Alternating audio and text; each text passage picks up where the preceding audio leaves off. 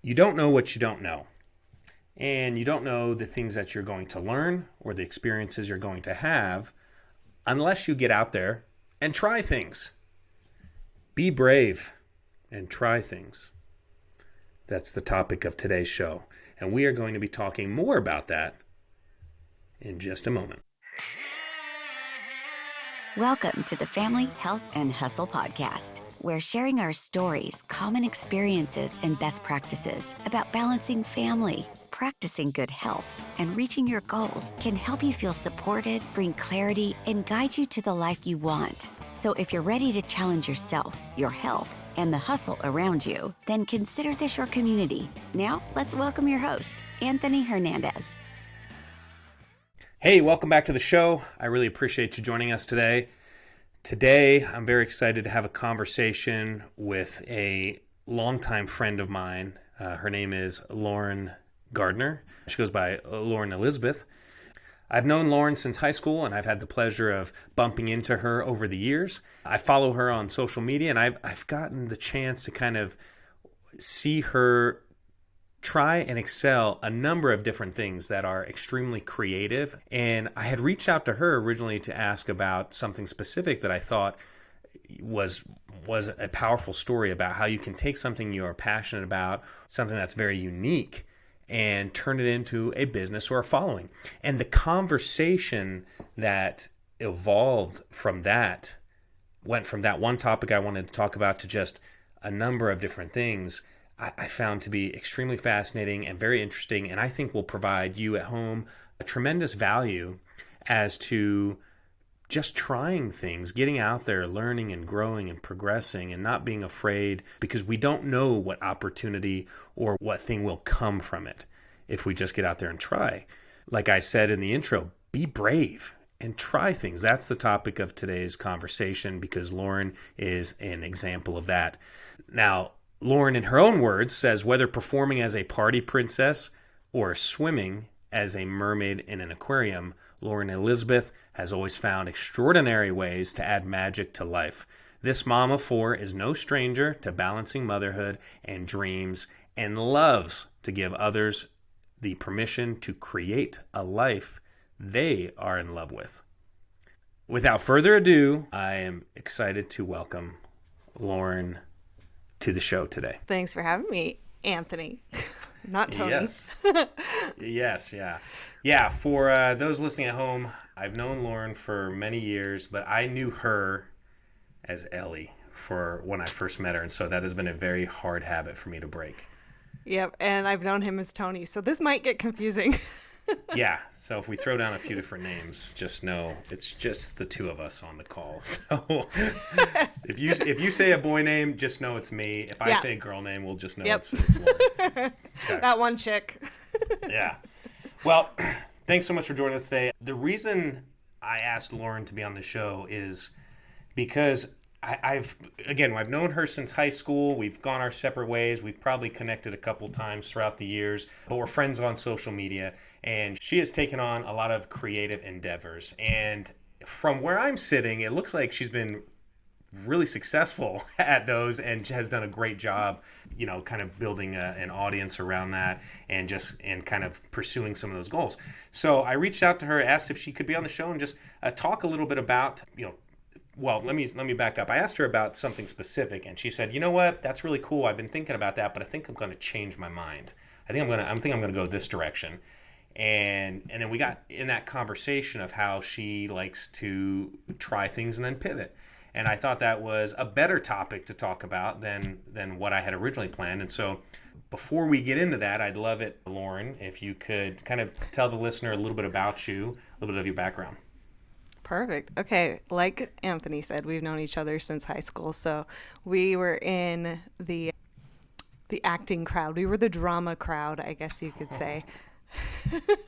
So we knew each other doing a lot of plays and shows and classes together. And that's kind of where my biggest passion lies, is within acting and performing and entertaining and that kind of thing. And as I was thinking about what we were going to talk about, it does kind of all go back to that, just that deep need to be creative, and that was just my creative avenue of choice. And so that's kind of where it all started. Right now, I am a mama of 4. I'm married. We live in Utah, and we're doing all the things. I'm entering my carpool era, just chauffeuring kids everywhere. I can't wait for that. I know it's coming, so get ready. But it's been a lot of fun to, like you said, just pivot and try different things. And I know we're going to talk about it a little bit more, but as of right now, that's kind of the very bare bones of me. Is I'm first and foremost a mother and a wife, and the second most important thing to me, other than my faith, I should say, that's also up there, but is that drive to be creative and to find new ways to express that. And for anyone who's watching, you can clearly see the difference between Lauren and I, because I want to be creative, but I have to like force it. And I think you just let it flow. Because if you're just even looking at the background here, like I'm like, what should I do? I'll have a bookshelf with some books that I've read. And you're like, got this beautiful background that's very creative. And I think is very representative of the Lauren I know that I've been seeing on social media for many years. Let's talk about that creative itch. So we met doing some high school plays. Prior to that, was it always acting that you were interested in? Is that what you were hoping would eventually become a career? Like, tell us about that first creative itch that you had that led you to us meeting. The opportunities in high school are plays and musicals and more theatrical, which I loved at the time, but it was actually in college that I started taking more filmmaking classes, and that's when I discovered I really loved that avenue. So that was going to be my major. I went down to, at the time it was Dixie State. I don't know what it is now. It's changed so many times. But went down to Dixie State, and then I took all those like prerequisites for a film degree. And those were things like screenwriting and cinematography or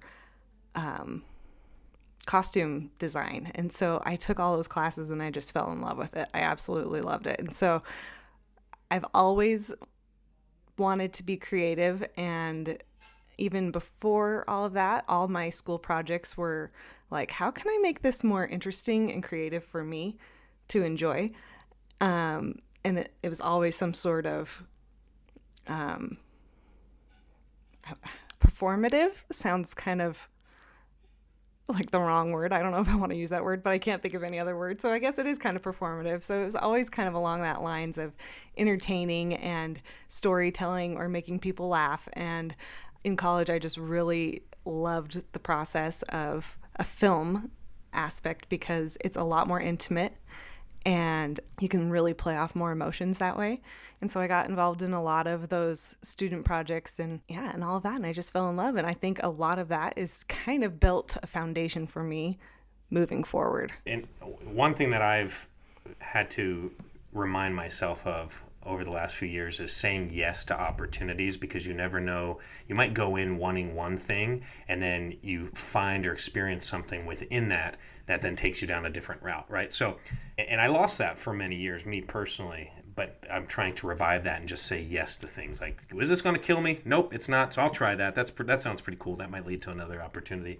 Except drugs. I won't say yes to those. But so along that line, here you went to college to do some filmmaking, script writing, costume design.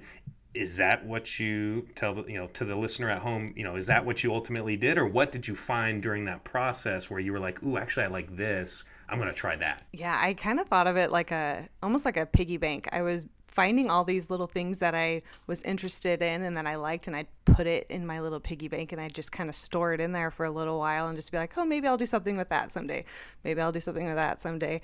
So I think. But actually, to like kind of reverse it a little bit, I didn't end up getting my degree. I would say that the only other thing that was important to me was being able to find a partner and somebody I could, grow a family with and have a life with. So that was as much as the creative aspect was super important to me, finding that was more important. And I did. I ended up falling in love and we got married, and I didn't get my degree at the time. I always planned to later, but it was more important for me to be able to take advantage of, you know, the opportunities that were facing me then. And so I just kind of kept those things in my piggy bank, those little deposits, and I just held on to them. And I felt that they would come in handy eventually. And it's interesting because looking back, preparing to like chat with you, I was like, oh wow, like even more so noticing different ways that I was being prepared for things way back then. That makes sense, and I love that. And let me ask you this. I think I know the answer, but what made you more happy, getting the degree or finding and getting married with the person that you love? Oh, finding Gavin for sure. Okay. I thought so. I was, slightly... I wasn't worried you were going to say the other thing. No. I knew you were going to say that. That would have been embarrassing. I'd have been like, well, this took a turn that I wasn't expecting. No, but I think that's super important.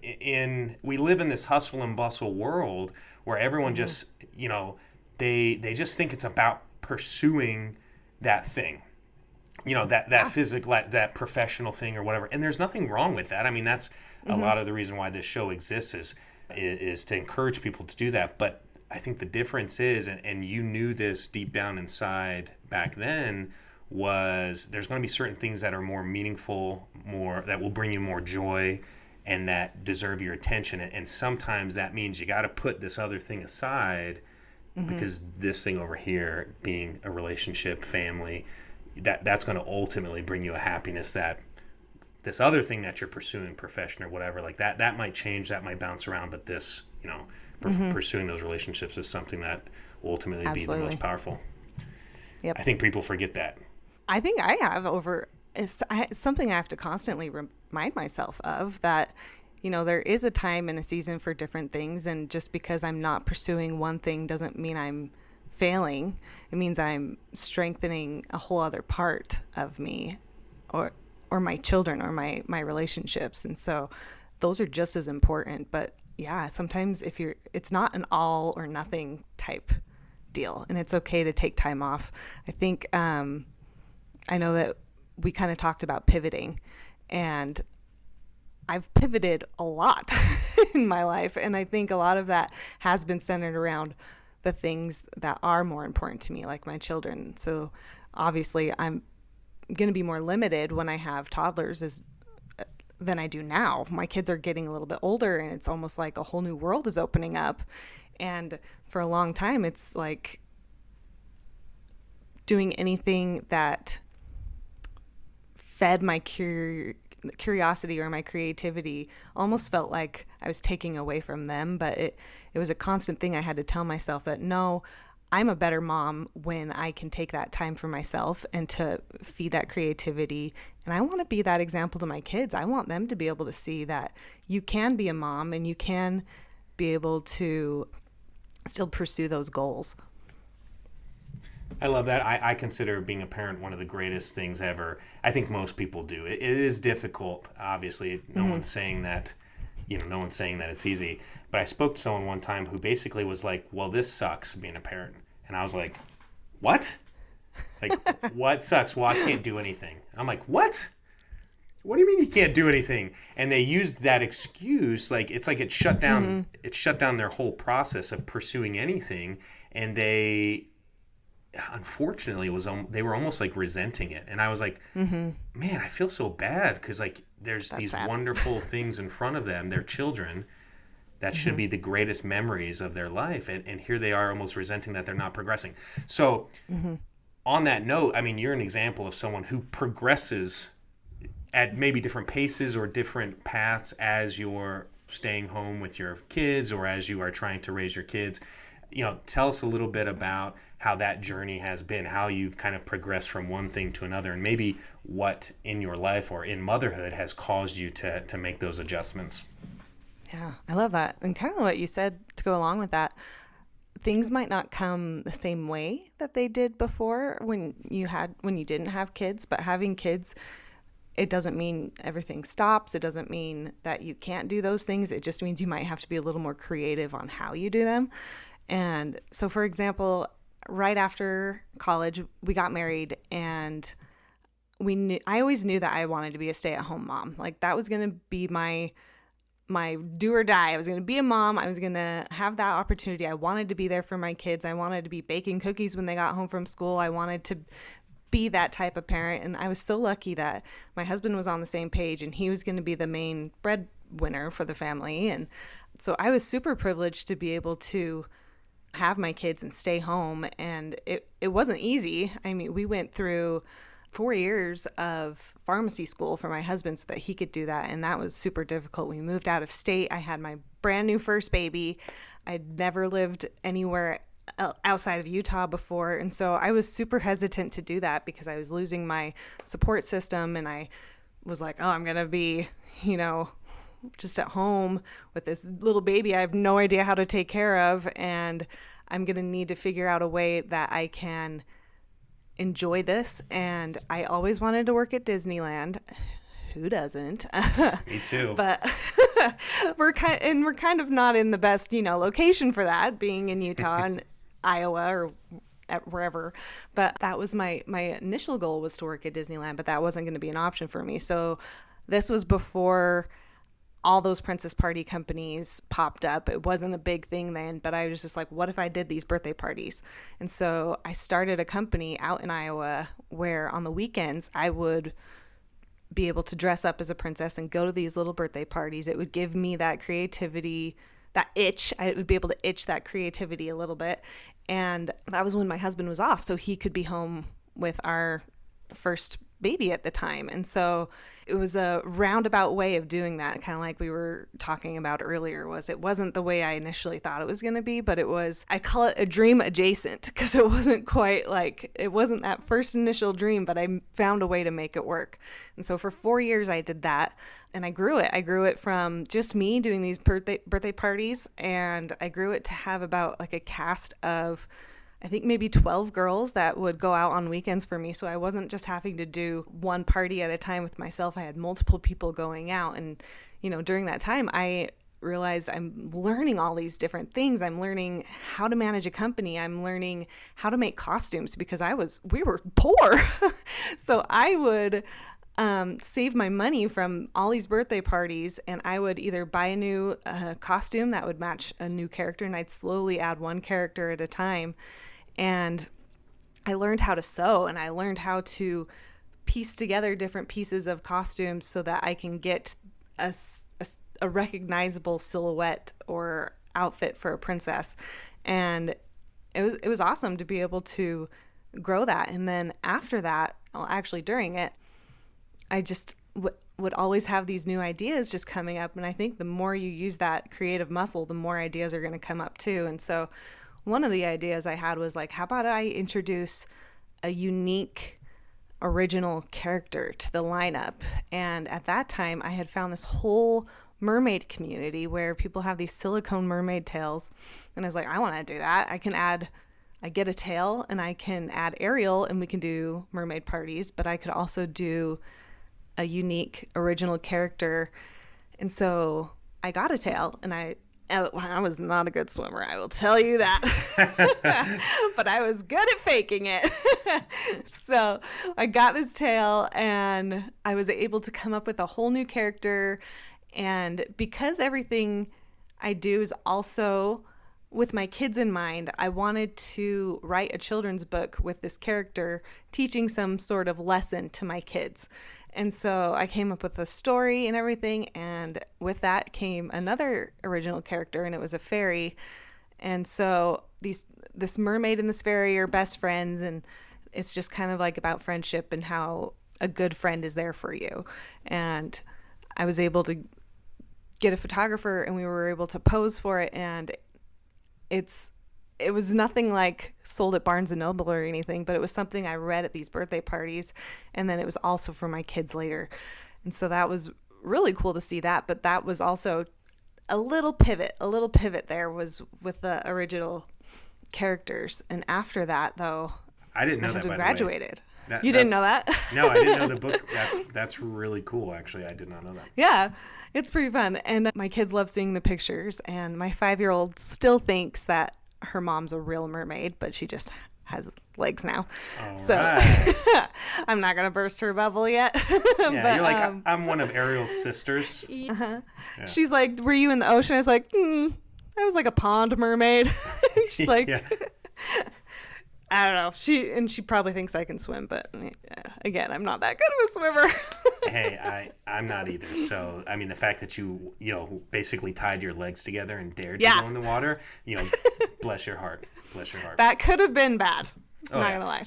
Side note here, there's a video online of a you may have seen it. There's like a gal at like a aquarium who has a mermaid tail on, and she's swimming, and all these kids, are looking like, oh my gosh, it's a mermaid, and then all of a sudden you see her like trying to go up for air, Oh, and I then saw she just that. just like throws her tail off, and she's like Yeah. swimming as fast as she can, and like that would have been me. I would have been like, That would have been so scary. I'd have been like, kids, you just saw transformation, and I'm not a water creature anymore. Yep. All the kids are like, oh my gosh. Yep. Yeah. I saw that. That was scary. And I've actually been there. So Really? again, to kind of, hijack the conversation, I'm just going to talk a lot. So No, this is all about you. I'll stay quiet. I'm gonna just hit mute here. Oh no, you're awesome. You're good. But after we moved, actually, I sold the company.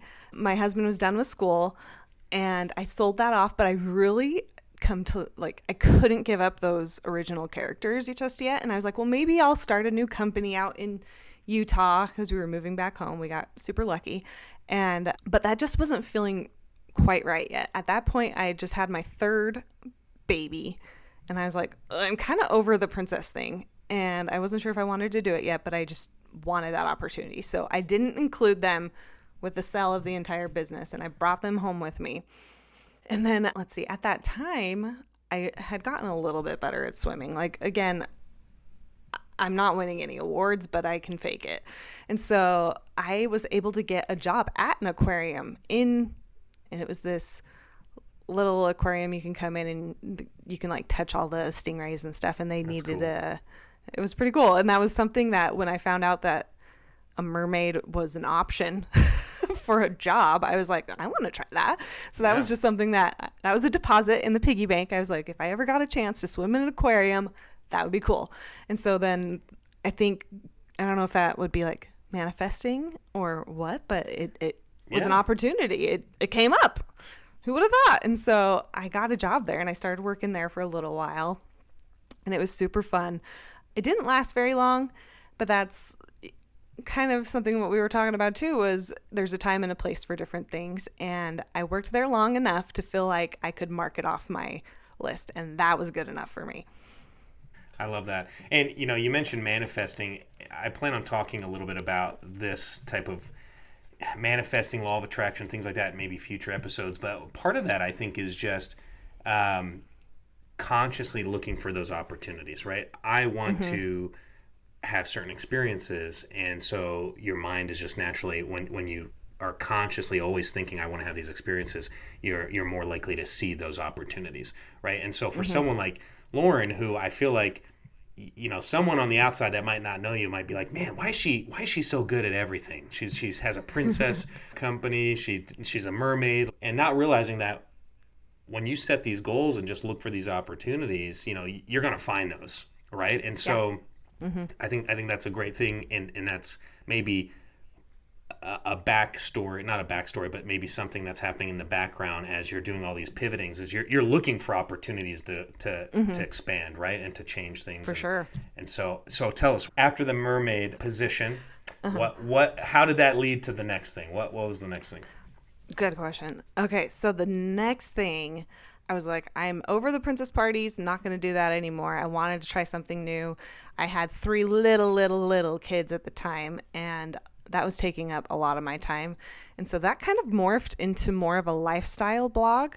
People kind of knew me from the mermaid stuff, but I needed a way to transition into more of a lifestyle type blog. And so I was like, how about I call myself the stay-at-home mermaid, and I will just pose for funny photos with my kids in my mermaid tail, as if like, how the heck is a mermaid mom supposed to take care of human children? And it was more just of like a parody account.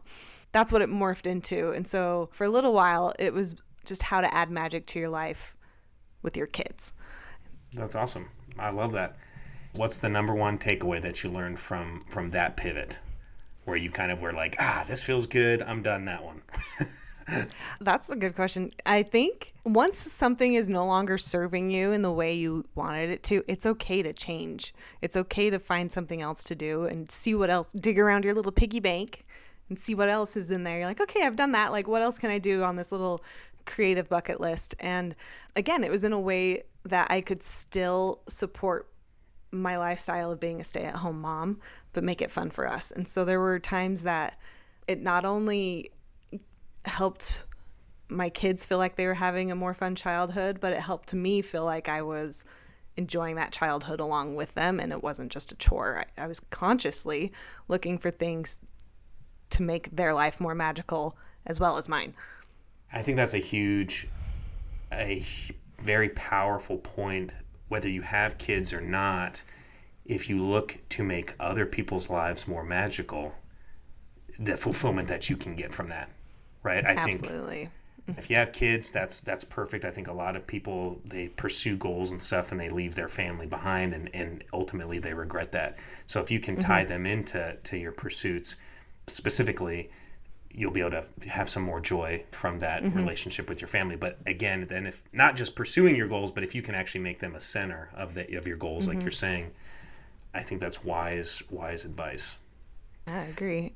And those are the things that they remember too. They're like, remember that time that we did this, or you helped me make this? And it was like, yep, I do. I worked hard on that. Yeah, that's awesome.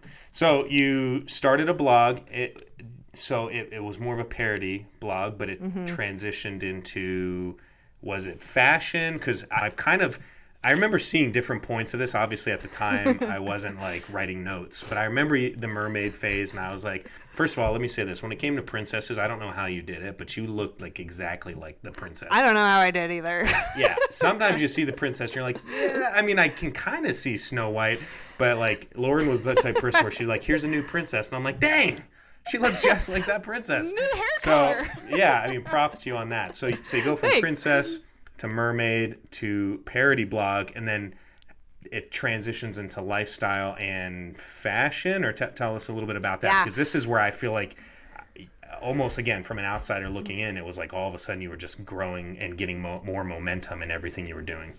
Yeah. So it kind of morphed into like a fashion thing too, because I moved into like this thing called Disney bounding, where it's normal clothes, but they are styled according to like color or shape to look like specific Disney characters. So that was something that I thought was super fun, because I was like, it'd be awesome, because my kids were wearing out their princess dresses in public all the time. I couldn't get them out of it. And I was just like, okay, let's give the Elsa dress a break, and how about you put on this pretty other blue dress that kind of looks like Elsa. This is Elsa's day dress. How about you wear that for the day?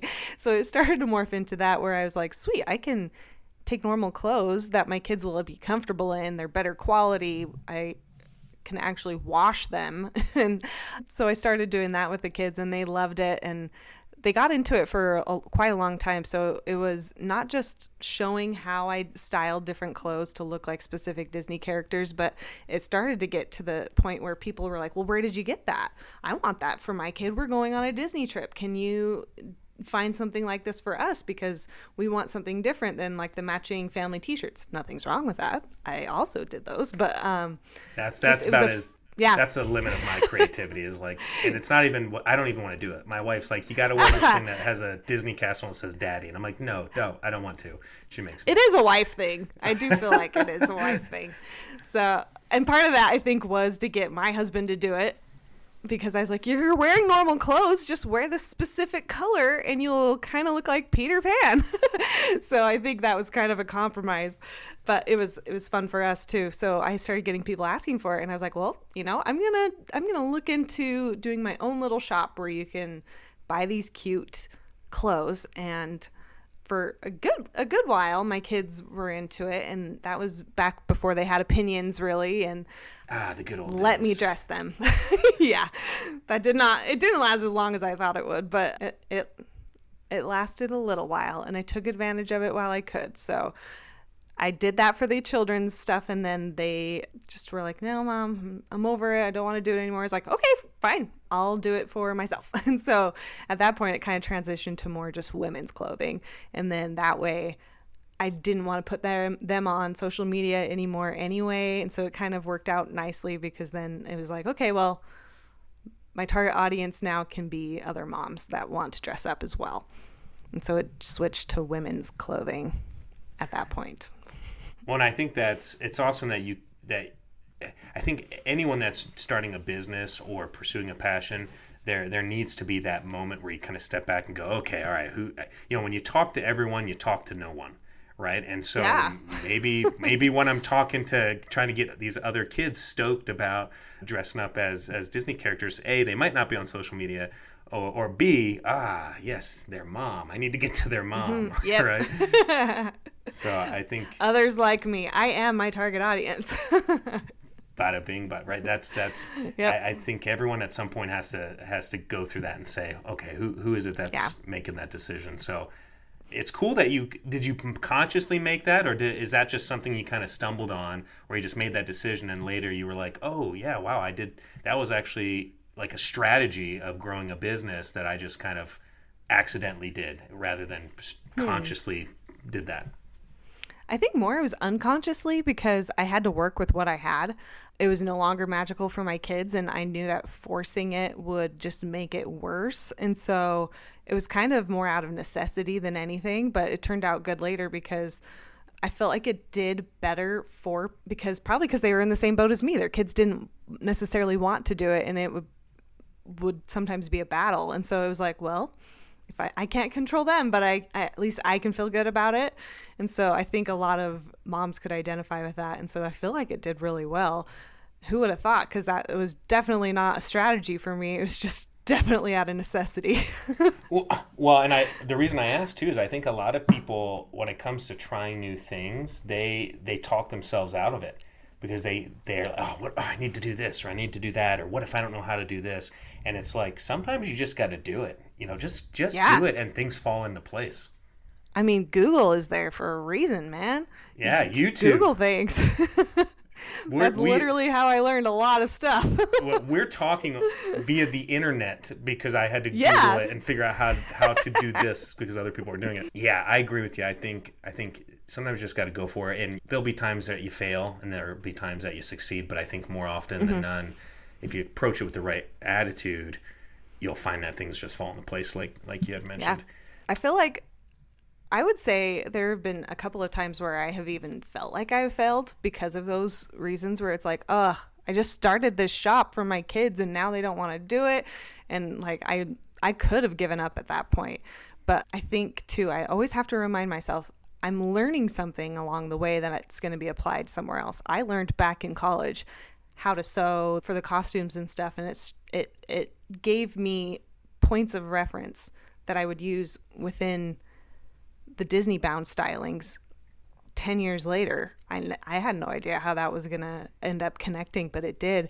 And even though it felt like that specific avenue has failed, I was still learning things that would be applied later on to whatever I'm doing next. So you never know. You might not know for 10 years, but something good has come from it, whether it succeeded or not.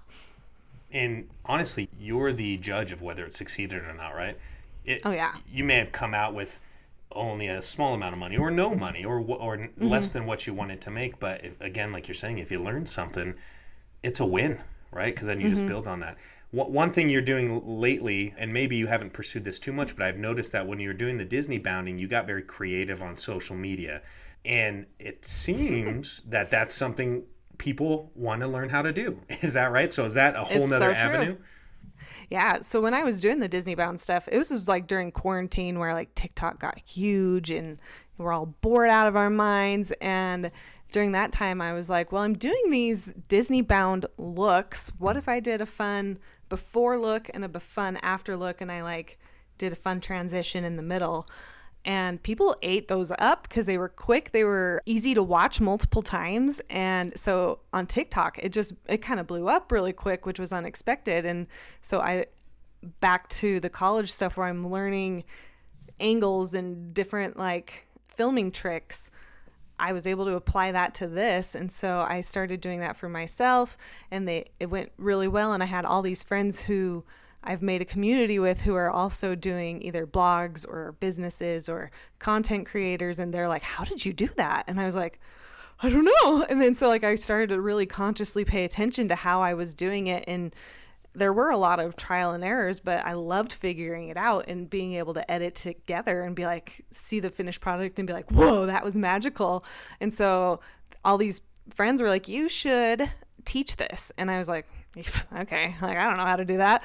But I had a friend who started this women's retreat for these entrepreneurs and content creators. And she's like, will you teach a class at this? And I was like, yeah, it'll be like a small intimate group. I knew most of these women too, and so it wasn't super intimidating, and I pulled together this little workshop, and it did really well. And they're like, this was awesome. I would have paid a ton of money to come do this. And so with their encouragement, I started to do that a little bit more and more, and I was able to do a couple more workshops where I opened it up to bigger and bigger amounts of people and taught how to do these simple tips and tricks for their own social media to tell a story or to promote a product or just to be entertaining. And that was super fun. And again, I never would have known that's where I was going to end up 10 years ago.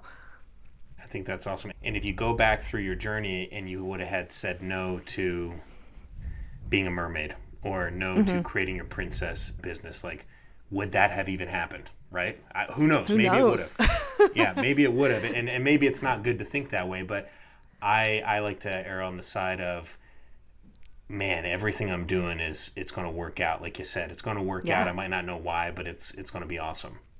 And it's leading to something great. Yeah. As long as you learn from it. If you're a crybaby about it, then maybe it won't. Nobody likes a crybaby. Yeah. There's some crybabies out there. Well, cool. Let me ask you, I want to ask you how you're going to pivot next. But before we do that, okay. As we spoke, anytime I have a guest on the show, we have a quick little phone call just to go over what the flow of the conversation is.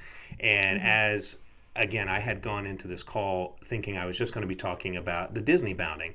And that's when Lauren was like, well, hang on, like, check it out. I might be pivoting. And I was like, well, what do you mean? And then she was like, well, I kind of pivot these other places too. And I was like, wait, you have? Oh, yeah, I didn't even realize that. And she just started talking about how all these things that she's learned and how she's kind of made tweaks and pivoted. And I was like, okay, that's what we should talk about. That. And you even said, I think you said, be brave and try things. And I said, boom, that's it.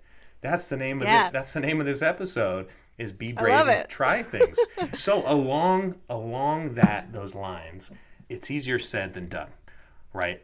Be brave and try things. What's probably one or two of the biggest challenges that you've confronted where maybe you could have let that discourage you throughout this whole journey, but instead you said, you know what? No, I'm going to keep going because this is something I want to learn, or this is something that I want to bring joy to my kids, or whatever. Like, what are some challenges that maybe you faced that you had to overcome when you could have gone the other way and just given up?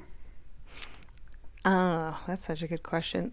I think overall, like the overall message I would say is I know myself enough that I would die if I like just gave up something like that completely. And I mean, there were times where I was like, why am I doing this? And then there are other times where I was like, yes, I love doing this. And so it's not always going to be rainbows and butterflies. There's going to be some challenging things. And one thing that was super hard for me, especially recently, was maybe getting too sucked into the social media game. There's so many gurus out there that are like, you have to have a niche, you have to be able to post every day, you have to have 7-second videos, you have to have a hook, you have to have all these things. And I think once you've gone viral, it's easy to think that that's going to be the norm, but it's not. And so there's like a switch in your brain, at least in mine, where it was like I started thinking more about the numbers, and it started to be more of a chore and something that I dreaded instead of something that I did because it filled me full of joy. And I know that happens to a lot of other people because, like I said, I have a small community of these friends who also do the same thing, and they're like, yeah, I'm feeling that too. I don't know how else to grow or how to get out there and do these things. And am I posting for the sake of posting for the algorithm, or am I doing it for myself? And I think you can't you can't get sucked into that, because those are the wrong reasons for doing it. Yeah, sometimes it's a necessary evil, but to be able to remember why you're doing what you're doing is super important. And it's going to feel like you're stumbling, and it's going to feel like you're failing, and things are constantly changing, and we do it because we love it. And if we don't do it, we'll crumble. I know I will. If I don't have that creative outlet, I'm not a good mom. I'm not a good wife. I'm not a good friend. And so I know that I need to be able to take care of myself and not get wrapped up in the things that don't necessarily matter. I think that's great advice. All too often, because we're absorbing so much social media, there's so many people out there that are just focusing on becoming social media influencers, making all this money, all this stuff. And I think, to your point, people are just pursuing things because of the money, because of the analytics, and they're forgetting to just do something that they like, that they enjoy. And that doesn't mean you're going to make money right out the gate with it, but keep pivoting, keep learning, and there will be opportunities where maybe a version of that can make money, right? Yeah, absolutely. So I think that's great advice. So what's next for you? You've kind of given us a whole bunch of insight into all the creative endeavors you've tried. What's next? Are you going to keep pursuing this social media side where you're going and helping other people who are trying to promote products, promote their brand and things like that? Or are you going to try to be an astronaut? Like, what are you going to try? You can do it. Space scares me. Yeah, that scares space me is scary. I like watching the ocean movies. Is too. I like watching movies about space, but yeah, I don't know if I'd ever do it. Yeah. Even that could be scary. No, that's a good question. I think what's interesting right now, I'm in a very unique position right now. We currently live with my in-laws. We are building a house. It's been like 3 years in the making, where, we've sold our house. We moved here to try to save money, and then we found land, and then just prices were just astronomical. And so we kind of, it's a game of chess, I guess. We were like, well, let's hold out a little bit longer and hope those prices go down. And luckily they did. They went down a little bit, and we were able to break ground. I think it was like last May. I can't remember, but we're doing all of it ourselves. I say ourselves, but I'm not out there hammering. It's my husband. He's out there hammering and sawing and all of that. But that means that I know. Don't ask me to do measurements. I can't read a ruler. But so he's out there doing that. He's out there measuring and doing windows and like all that stuff. And I'm trying to pick up everything else so that he is able to go do that. And so I have not had a lot of time to focus on the creative aspect, and a part of me is going a little crazy because of it. I've had to find smaller ways to do it, and I got back to writing, which is something that I can do that doesn't require, going away into my own little corner and recording something. It's not requiring me to leave the house or anything. It's something I've been able to work on, but it's scratching that itch, but not quite enough. So as soon as this house is done, it does seem like a whole new world will be opening up. I've got my youngest going to kindergarten, full day kindergarten. Ooh. And so I know it's exciting. Yeah. Except she's ready for it now. So it's a little difficult where, she's ready to go socialize and she's still stuck here with mom. But I'm hoping. I hear of some moms like, I don't want him to grow up. And I'm like, get on out. Go on. Time to go to school. Yep, time to go to school. And they love it. Like, she is a little social butterfly, so I just can't keep up with her. I can't fill her bucket the way she needs me to. But we'll get there, and she'll love it, and it'll be great. And we'll finally be in our own space, and I'll be able to focus more on those kind of things. And for now, that's okay. That it's right now is not necessarily the time or season to focus on that super hard. And so I don't know exactly what I'll do. I've had ideas and I've tried to plan it out, but who knows how I'll be feeling at that point, because who knows what will be serving me. I think as of now, I would love to keep doing the social media aspect, but in a way that's kind of like what we're doing here, is just encouraging people, and especially my demographic will be stay-at-home moms, to pursue their dreams, to make space, to create the magic that will fill them. And who knows, I would love to get back into acting again, back into filmmaking, and use what I've learned over the last couple of years and see how that's changed in the last 15 years. Oh my gosh. I can't believe it. It's been that Time long. flies. Crazy. I still feel like, I still freshman in remember college. I still remember my lines from the show we were together. Yeah. Well, I probably remember a couple of them. I remember it. My kids watched, you'll get a kick out of this, but they somehow found the digital copy of Cinderella when we were in Cinderella together. Right.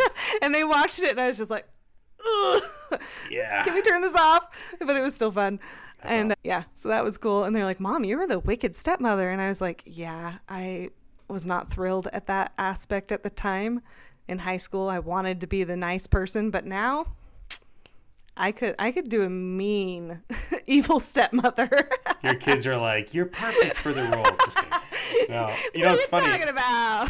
I always got casted as bad guys too. I was like this goofy guy, and they're like, by the way, okay, this role, you're an alcoholic, you smoke 3 packs a day, Yeah. you beat women. I was like, oh, okay, I'm out of my element here. I'm not going to have What? to do that. Yeah.